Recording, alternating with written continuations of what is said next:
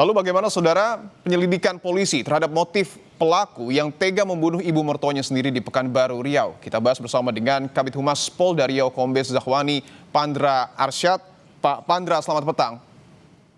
Ya, selamat petang Mas Dipo, selamat petang para pemirsa Kompas TV. Baik, terima kasih Pak Pandra. Saya ingin tanyakan dulu Pak, bahwa Kapolda Riau, Irjen Pol Heri Heriawan meminta pelaku segera ditangkap. Sudahkah pelaku berhasil ditangkap, Pak?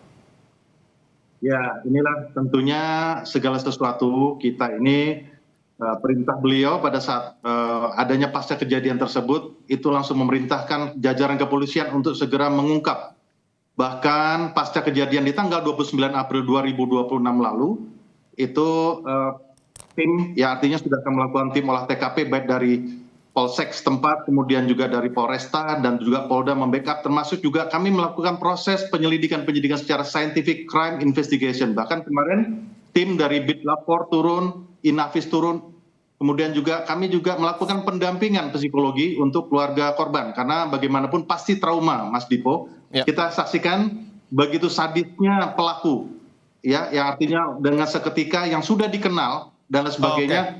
Melakukan. Nah, ini yang tentunya kita sedang menerapkan bagaimana semuanya berjalan dengan baik. Tapi terduga pelaku sudah ada yang ditangkap, Pak Pandra? Bagaimana? Terduga pelaku sudahkah ada yang ditangkap? Ya, ini masih masih diamankan, ya, artinya masih dikejar dan nanti pada saatnya kami akan sampaikan. Karena bagaimanapun juga kami akan sampaikan pada saat konferensi pers sehingga nanti akan tahu dan terang apa daripada motif dari pelaku, karena kami juga belum mendapatkan informasi, ya. Sementara itu, Mas, karena kalau dilihat dari sanksi pasalnya juga cukup berat, karena kami juga menerapkan di undang-undang yang baru, Undang-Undang 1 2023 tentang pencurian dan kekerasan dengan ancaman 9 tahun lebih dan ancaman juga hukuman seumur hidup. Begitu, Mas Dipo, sementara yang bisa sampaikan. Bahwa pelaku sampai dengan saat ini masih dicari ataupun dikejar oleh polisi. Saya ingin tanyakan bahwa terduga pelakunya adalah menantu korban. Sebenarnya seperti apa hubungan mantan menantu ini dengan korban, Pak Pandra? Ya, baik sekali. Saya perlu menjelaskan bahwa antara pasangan suami istri antara almarhumah Dumaris Deni Wati Sitio dengan suaminya itu adalah Salmon Meha, itu memiliki 3 anak. Yang pertama itu adalah Arnold yang menikah dengan tersangka, ya artinya yang patut diduga sebagai pelaku, ya, AFT tersebut berusia 21 tahun, ya. Kemudian yang nomor 2 itu adalah Ivan Meha, kemudian yang ketiga adalah Ruth Meha. Jadi hubungan antara pelaku dengan korban ini sangat mesra sekali atau sangat dekat sekali. Bahkan dulu menurut cerita keluarga yang menjodohkan dengan anak yang pertama ini adalah bagaimana keinginan daripada almarhumah.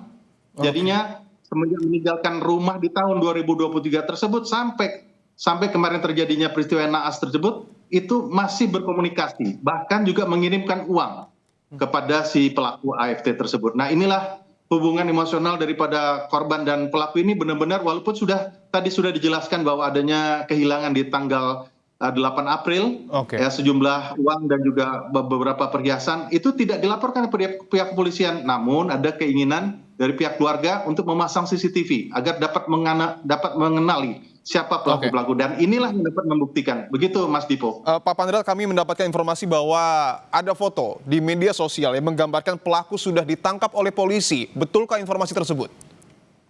Ya, tentunya ini yang saya, ya, sebagai juru bicara Polda Riau, ya, tidak bisa mendahului apa yang sudah disampaikan, tapi kami akan menyampaikan secara resmi. Ya. Demikian. Besok ya Pak, ya, rencana Pak untuk rilis? Ya, besok akan kami laksanakan, ya. Mungkin itu bisa kami sampaikan. Baik, saya ingin coba bahas soal CCTV, Pak. Karena kalau kita lihat, tadi sudah dijelaskan oleh Pak Pandra, hubungan mantan menantu dengan korban sangat baik. Bahkan di CCTV, mantan menantu tersebut sempat mencium tangan dari korban. Apa sesungguhnya pemicu konflik yang terjadi sehingga korban ini dihabisi dengan cara yang sangat tidak manusiawi, Pak Pandra? Ya, betul. Yang saya katakan tadi, Mas, tidak ada suatu benturan, ada apa juga perselisihan dan sebagainya, tidak ada. Jadi memang semenjak meninggalkan, walaupun itu artinya menjadi beban daripada korban, tapi korban tetap sayang.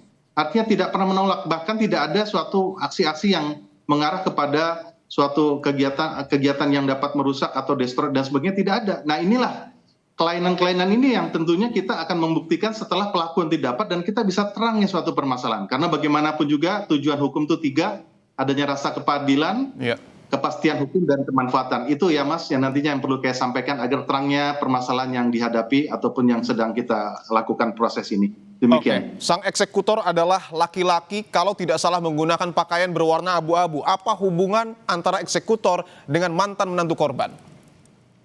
Ya, ini yang belum didapat ya Mas ya. Artinya yang dari pantauan CCTV, keluarga korban atau saksi-saksi yang mengetahui siapa saja yang berada, yang cukup dikenal, yang dikenal di antara 4 orang, 2 orang laki-laki dan 2 orang perempuan, hanya 1 orang wanita yang menggunakan baju hitam dan juga jaket. Yang lainnya tidak dikenal oleh keluarga korban atau maupun juga lingkungan setempat. Jadi inilah perlu setelah nanti pelaku dapat apa hubungan antara pelaku dan dengan para pelaku yang lain, tentunya kita akan memberikan keterangan setelah nanti pelaku sudah kita dapatkan informasi yang jelas dan kita sampaikan kepada publik dengan sejelas-jelas dan seterang-terangnya. Demikian. Baik, kami sedang memutar CCTV Pak dari rumah korban dan ada sejumlah orang yang terekam. Sebenarnya menantu dari korban ini wanita yang berpakaian berwarna apa Pak? Berwarna hitam yang bercelana kuning tadi ya, yang begitu menyapa korban pertama kali. Oke, berwarna hitam dan bercelana coklat atau kuning ya mungkin ya? Iya betul, ya itu yang pertama kali menghampiri korban almarhum Dumaris Deniwati Sitio tersebut. Ya itulah yang menjadi target yang inilah ini yang mungkin kita bisa saksikan korban sempat menyapa dan yang ini apa ya? Nah itulah kira-kira itu.